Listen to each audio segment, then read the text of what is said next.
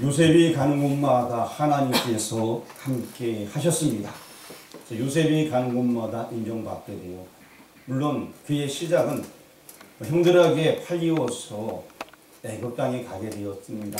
하지만 이제 그곳에서 인정받게 되었고, 그리고 또 한 장군의 집에서도 인정받아서 그 집안의 총무로서의 역할을 감당하게 되었습니다. 그러나 이제 그 집안의 가장 큰 사람, 부인 되는 사람이 유혹함으로 말미암아서 결론적으로 이 야곱은 누명을 쓰게 되었습니다. 정정당당하게 그 유혹을 뿌리치고 나왔으나 누명을 쓰게 되었고 옥에 갇히는 그러한 신세가 되게 되었습니다. 우리가 살다 보게 되면 이런 일들이 종종 있습니다. 나는 정말 최선을 다하여서 바르게 의를 지키며 믿음을 지키며 선한 양심을 가지고 살아왔는데 억울하게 시험 들고 억울하게 내가 누명을 쓰고 억울하게 마음 아파할 때가 있습니다. 최선을 다했는데 아무도 인정해 주지 아니합니다. 그러한 경우 여러분도 혹 있었을 것입니다. 열심히 살라고 애를 썼는데 최선을 다했는데 아무도 인정해 주지 않으려 할 때, 중요한 것은 하나님께서는 그 모습을 아신다는 것입니다. 열심히 살았는데 오히려 오해를 받고 있다. 만약에 제가 이 여기 나온 요셉 같은 사람이었다면 하나님 이렇게 원통할 수가 있습니까? 막 하면서 하나님께 딸이 될지도 몰라요. 그런데 이 요셉은 그런 모습은 없는 것 같아요. 일단은 옥에 들어간 그대로 있었습니다. 그리고 그곳에서도 자기가 맡은 바 최선을 다하는 그러한 모습이 나와 있습니다. 오늘 40장을 읽었지만 40장과 41장 이 두 장에 걸쳐서 함께 성경 말씀을 상고하려고 합니다. 저도 지난 한 5일 동안 세미나가 있어서 아주 잘 다녀왔습니다.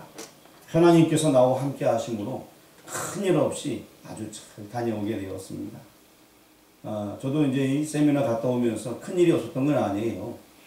오늘은 24일인데 21일 날 제가 장모님한테 전화를 드리고서 기도하고, 그리고 그날 저녁에 제가 많이 배가 아파서 세미나가 10시쯤 끝났는데 잠을 못 이뤘습니다. 씻고 나니까 11시쯤 됐는데 너무 몸이 아파서 힘들어 하다가 결국에 20일 새벽 금요일이죠.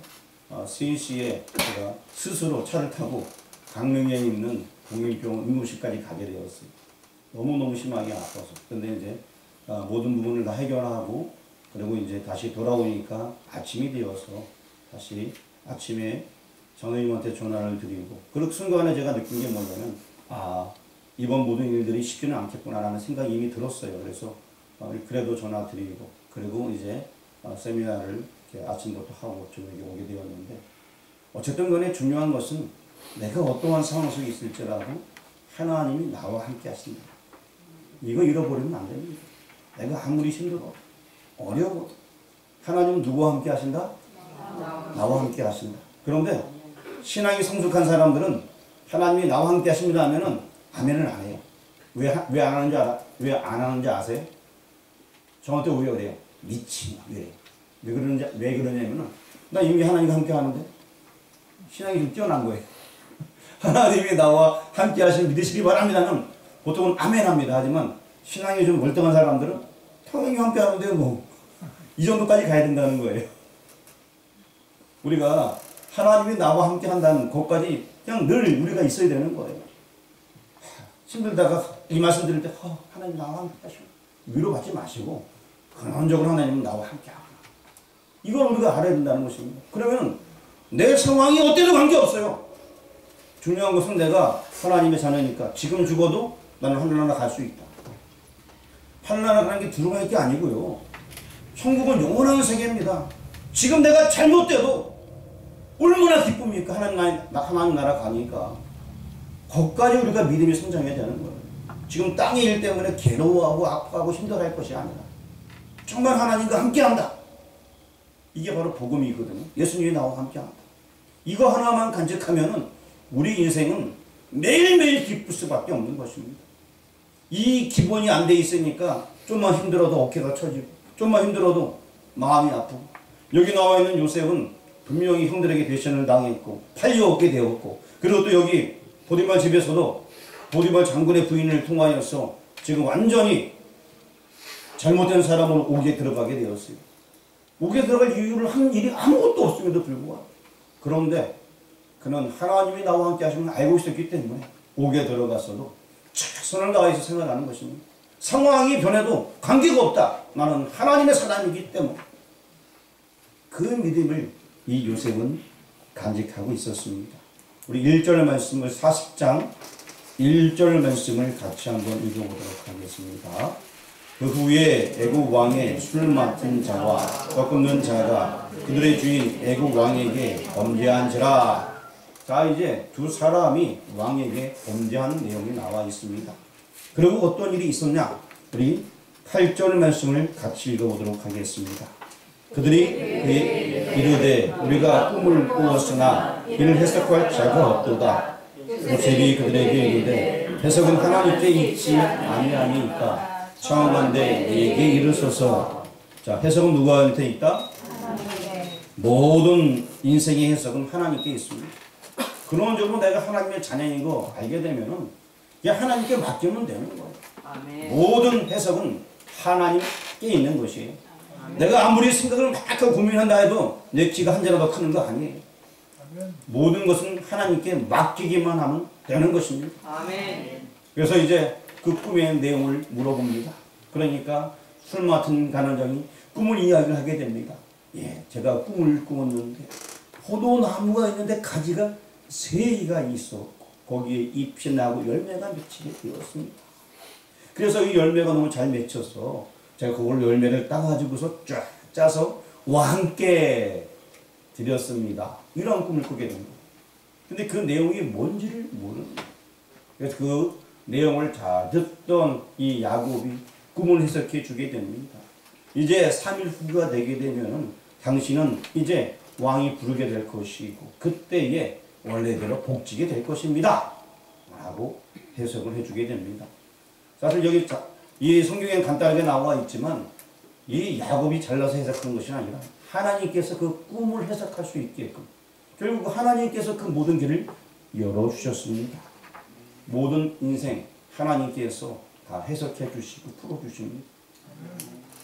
하나님께 맡기기만 하면 되는 거예요. 그래서 옆에 있던 또 떡 맡은 가난장이 이야기합니다. 나도 꿈을 꾸게 되었는데 너무나 시원한데 나도 좀 알려달라고 하면서 그 꿈을 꾸게 되었는데 떡이 1강줄이 2강줄이 3강줄이가 있는데 몇 강줄이가 있었다고요? 3강줄. 제가 이렇게 얘기하는데 어떤 분들은 머릿속을 숫자 세는지 이래요. 이렇게 세지 마시고 그냥 눈 뜨고 저 보시면 돼요. 1강줄이 2강줄이 3강줄이. 여러분 만두 파는 가게 가게 되면 만두 이 켜크이 이렇게 쌓아서 이렇게 불때죠 이렇게 보신 적 있죠? 아마 강줄이가 그런 거 같아요. 3강줄이를 딱 싸고 이렇게 머리에 이고 가는 거예요. 으쌰 으쌰. 근데 특별히 맨 위에 있는 그 강줄에는 왕에게 드릴 여러 가지 요리들을 맛있게 갖고 이제 가는 거예요. 딱 가고 있는데 뭐가 날라왔다? 새가 날라와서 맨 위에 것을 먹는 그 꿈을 꿨다는 거예요. 여러분 지금 제 새가 아니에요. 새가 날라왔는데 제 새가 아니고 말씀드릴 새입니다. 자, 하나님 말씀을 들을 새 하나님께서 역사하십니다. 아멘. 이 강주를 들고 가는데 특별히 바로에게 주신 그 떡에 새가 날라와서 맛있는 것을 먹었다라고 기록하고 있습니다. 그때 야곱이 그 해석을 주게 됩니다. 그 해석은 3일 후가 되게 되면 역시 당신도 왕께서 당신을 다시 모려된다는 게 당신 불러가고 다시 판결한다는 얘기인데 당신을 부를 거게 될 건데 그때 당신은 이제 나무 위에 달리게 될 것입니다. 뭐 이런 얘기를 꿈을 해석을 해주게 됩니다. 그리고 실제 3일 후면은 바로의 생일이었어요. 이 바로라고 한다면은 여러분 알다시피 애굽의 바로는 신처럼 여겼거든요. 파라오 들어보셨죠? 그래서 이제 신처럼 받들던 그런 사람이기 때문에 그 생일은 어마어마하게 큰 잔치가 벌어지게 되는 거예요. 그 잔치가 벌어질 때에 아마 왕이 제수를 복직하기도 하고 사하는 그런 일도 하는 것 같아요. 그때 이제 이 바로가 이 술 맡은 간원장은 그 꿈 해석대로 살려주게 됩니다. 그런데 이 살림을 받을 때에 그 전에 꿈이 해석대로 될 때에 야곱이 부탁한 것이 있습니다. 만약에 당신이 복지게 되게 되면 나의 억울함을 왕께 아뢰어 주소서 라고 부탁을 했었습니다. 딱 복직이 되자마자 이 술 맡은 간원장이 왕이시여 글쎄 말이에요 제 꿈을 해석한 누가 있습니다 하면서 이 야곱을 복직해 주셨으면 참 좋았을 뻔한데 잊어버리고 말았어요. 그래서 27세의 젊은 나이에 이 야곱이 아니라서 요셉이지 요셉. 제가 야곱이라고 잘못 얘기했는데 이 요셉이 이제 옥에 들어갔다가 시간이 지나게 됩니다. 얼마나 지났을까요? 2년. 예? 2년이요? 성경이 뭐라고 나와 있어요? 만 2년. 예, 만 2년. 금방 약 3년 정도 지난 것 같네요. 어쨌든 이제 2년이 지나게 되었고 그러고 나서 결국에 이 요셉의 이야기가 왕의 귀에 들어가게 되었어요. 왜 들어가게 되었냐?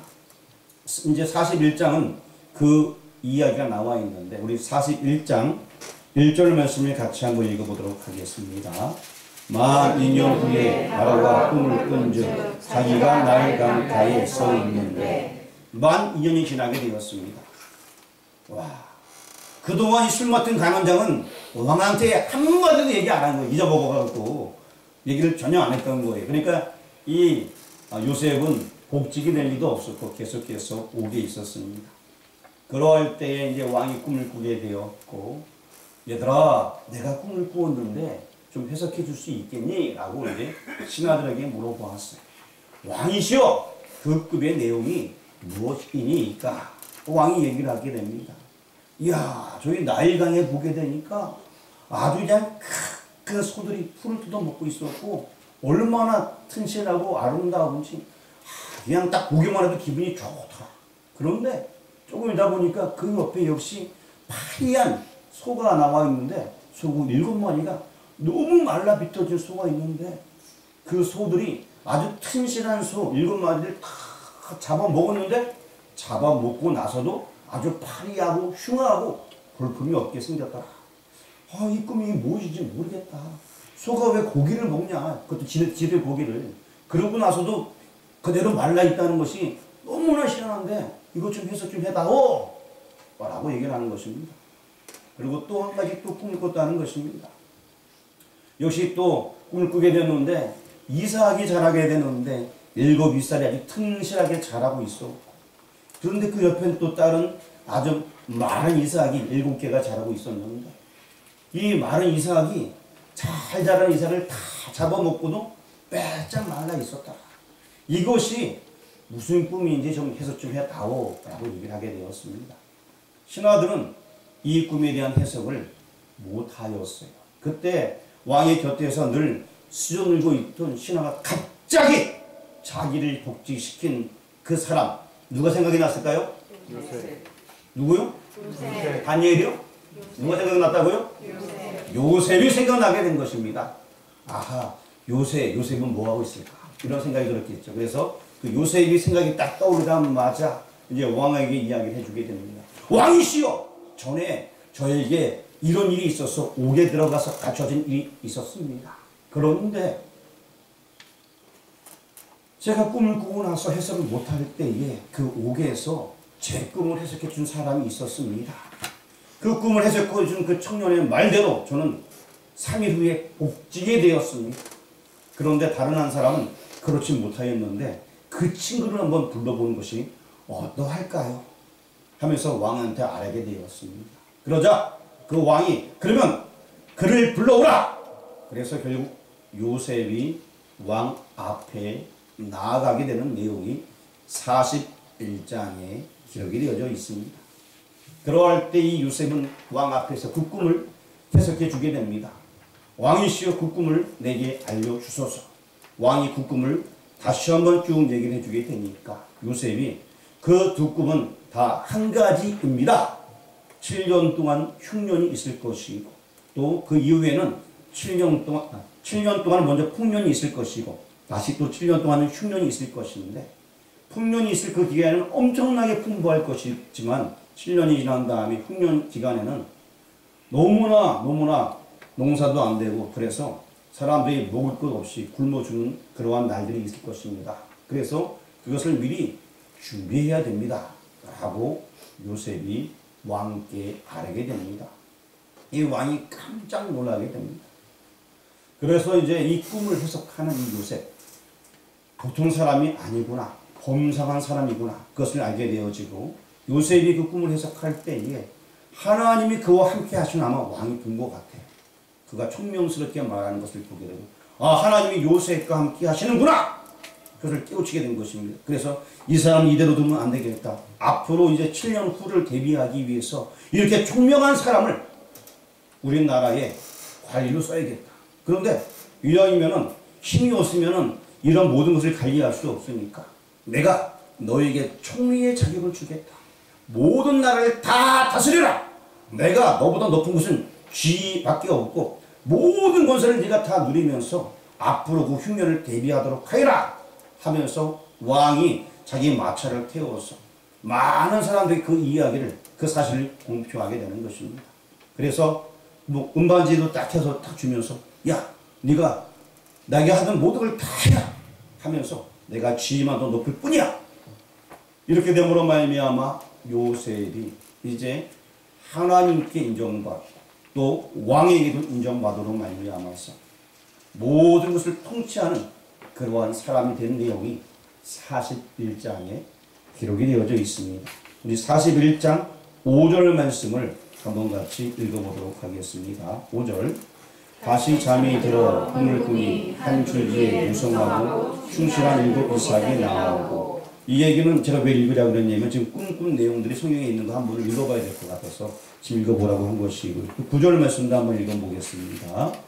술 맡은 관원장이 아르에게 말하여 이르되 내가 오늘 내 죄를 기억하나이다. 결국 이제 술 맡은 관원장이 옛적 것을 기억해서 왕한테 아뢰는 그런 내용인 것입니다. 그리고 이제 13절에는 이 술 맡은 관원장의 이야기가 계속되어지고 있고 15절, 16절에 보니까 그리고 요셉이 이제 하나님께 왕한테 불러주게 된 경위들이 나오게 됩니다. 자, 한번 따라하시기 바랍니다. 하나님께서 나와 함께 하신다. 하나님 분명히 우리와 함께 하십니다.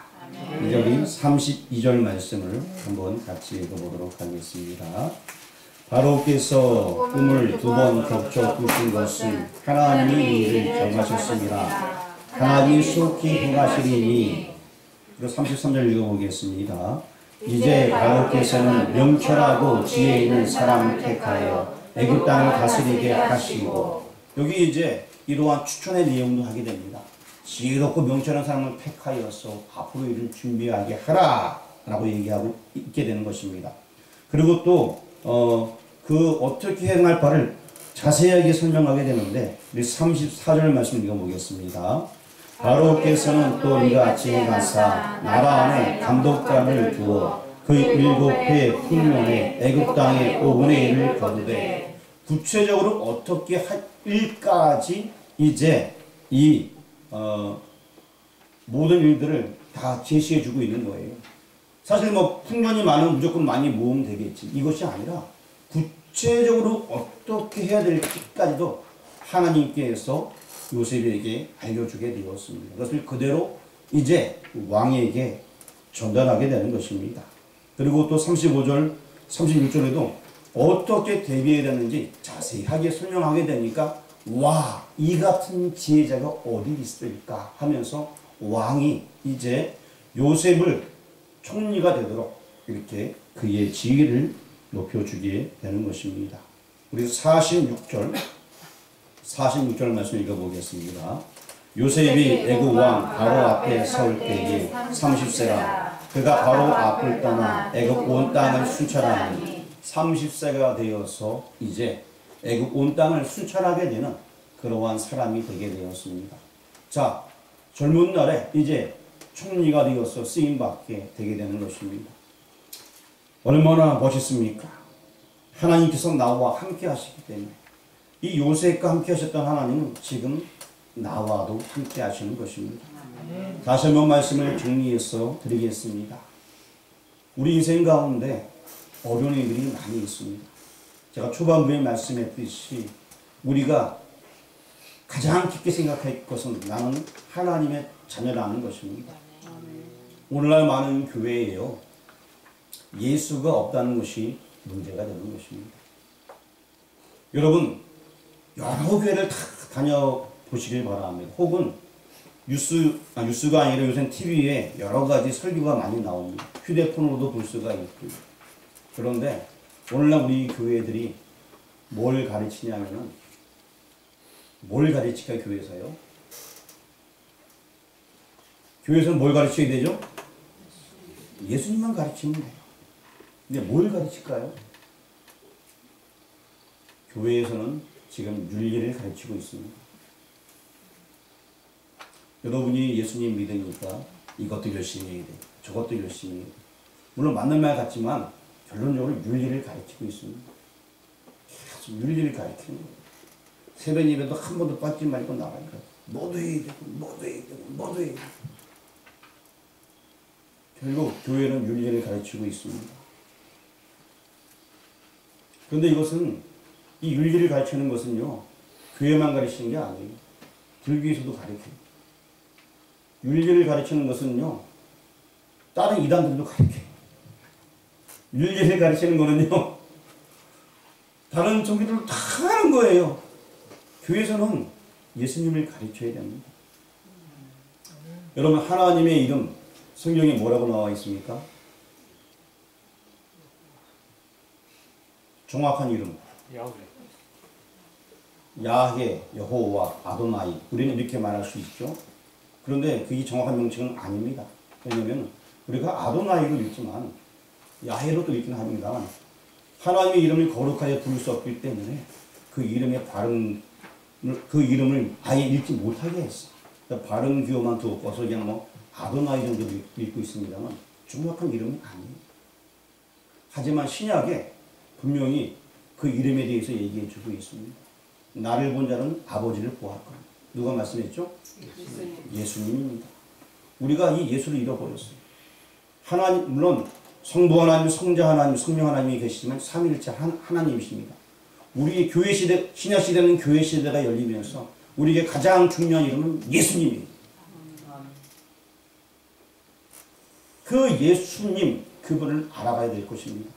하나님께서 나와 함께 하심으로 이 얘기는 이제 여기 나와 있는 요셉의 고백이기도 하지만 그 하나님이 누구신가? 이제는 예수님이 내 속에서 나와 함께 하신다는 것입니다.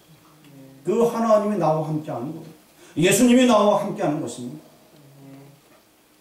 나는 예수님 잃어버리지 않았나 한번 생각해 보시길 바랍니다. 우리가 여기 오늘 본문 말씀 보면서 하나님 나와 함께 하시면 되는구나. 하지만 제가 초반에 말씀드렸듯이 신앙 있는 사람들은 하나님이 분명히 나와 함께 하는 걸 알고 있어요. 그건 기본이거든요. 근데 자꾸 우리는 잊어버려요. 하나님이 나와 함께 하시면 잃어버리는 거예요. 예수님이 나와 함께 하심을, 내 속에 계심을, 내가 예수님 믿어요! 라고 말하지만 너무 잃어버리는 거예요. 사랑하는 또 얘기합니다. 저는 매일매일 회개합니다. 회개하고 또 회개합니다. 그런데 여러분, 믿음의 성도들은 회개할 때에 내 자신만 돌아본 것이 아니에요.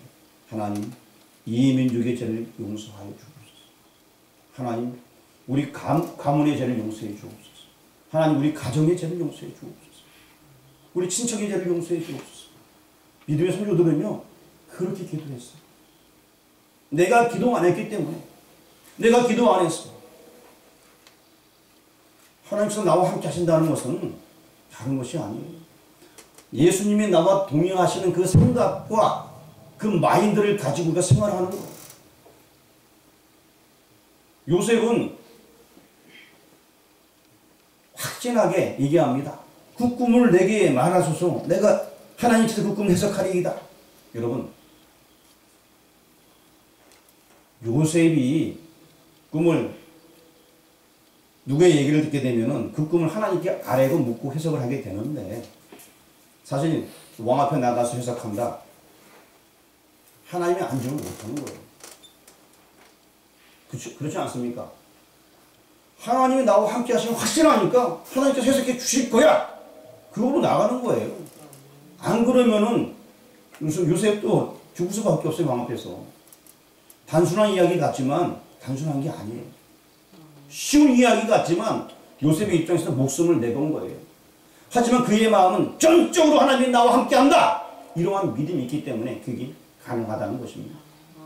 우리의 믿음 생활이 그래야 되는 거예요. 내 생활이 지금 어땠던 간에 완전히 망하게 생겼어도 하나님이 나와 함께 하십니다. 이 확신이 있어야 된다는 것입니다. 우리 교회에서도 지난번에 강화문에 대해서 제가 얘기를 하면서 정말 우리 사회가 어디로 가는가라고 말씀을 드린 적이 있습니다. 그리고 우리는 교회에서 예배를 드려야 한다라고 말씀드린 바가 있습니다. 우리는 교회에서 예배를 드려야 돼요. 길거리 나가서 예배 드리는 것이 아니라, 물론 길거리 나가서 예배 드릴 장소가 있으면 예배를 드려야겠죠. 근데 중요한 것은 우리가 지켜야 할 자리를 지키면서 예배를 드려야 됩니다. 잘못 생각하면요, 그런 모임들이 동성연애자들만 죄인이다라고 생각하게 만드는 거예요. 나는 죄인 아니에요? 그쵸? 예수님이 내 죄 때문에 죽으셨어요. 나는 죄인 아닙니까? 교회는 그들을 사랑해야 돼요. 동성연애자도 사랑해야 됩니다. 예수님 좀 믿어서 하늘나라 갈 수 있게. 내 안에 정말 예수님이 있다면은 술 먹은 사람도 사랑해야 돼요. 마약한 데도 사랑해야 돼요. 잘못하다가 옥에 들어간 사람도 사랑해야 돼요. 그래서 우리가 교도소에도 목사님 들어가서 설교하고 그러잖아요. 왜 그러겠어요? 여러분, 착한 사람만 교회에 오세요 하면 누가 오겠어요? 의인만 교회에 오세요. 의인은 없느니 하나도 없도다. 아무도 없어요. 진정한 그 예수님이 나와 함께 있어야 됩니다. 오늘 이 말씀은 간단한 말씀 같지만 이 요셉은 그 하나님을 갖고 계셨기 때문에 어찌 보면 요셉 입장에서는 이방 나라에 여기가 이방 신을 섬기는 그런 사람들인데 그들에게 하나님의 뜻이 무엇인지 선포해주고 그들을 살리기 위해서 노력하는 거 아닙니까? 내 나라가 아니라 할지라도 이방 신을 믿는 나라를 할지라도 파라오 그들이 믿는 신들은 10가지 재앙에 나와 있습니다. 그들이 파리를 믿고 이뤘어요. 개구리를 믿었고 이를 믿었고 이런 걸 믿은 그러한 종족이에요. 바로를 숭상했어. 그런데도 불구하고 그들에게 가서 하나님이 누구신지 알려주고 있는 것입니다. 하나님께서 나와 함께 하심으로 이 표현은 단순한 표현이 아니에요. 그냥 하나님이 나와 함께 하심으로 난 뭐든지 잘 돼. 잘 되긴 뭐 잘 됩니까? 안 될 때도 있어요. 어떤 사람은 다리가 다칠 때도 있고요. 응급실 갈 때도 있고요. 신앙생활 잘하는 것 같아도 안 될 때가 많이 있어요. 그렇지 않습니까? 맨날 좋은 일이 있을 것 같은데 신앙생활 잘하는 사람도 사업이 뚫딱 망할 때가 있어요. 중요한 것은 망할 때나 망하지 않을 때나 하나님이 나와 함께 하십니다. 예수님이 나와 함께 하십니다. 이것만은 기억해야 됩니다. 예수님이 이 요셉과 함께 하시고 잘 됐다 이렇게 끝나면 안 돼요. 요셉과 함께 하시고 잘 될 수도 있지만 안 될 수도 있어요. 중요한 것은 그분이 나와 함께 하신다. 이거 하나만 기억하면 된다는 것입니다. 예수님이 나와 함께 하면 잘 됐다 이것이 뭐냐? 최종적으로 잘 됐다는 뭐냐? 하늘나라 갔다는 거예요. 사도들은 예수님이 함께 하시고 복음 전하다가 죽었어요. 순교당했어요. 그게 잘 된 거예요. 무슨 얘기인지 아시겠습니까? 하나님께서 나와 함께 하심의 축복이 우리 모든 교우들 가운데 함께 하시길 주의 이름으로 축원합니다. 기도드리겠습니다. 하나님 아버지 감사합니다.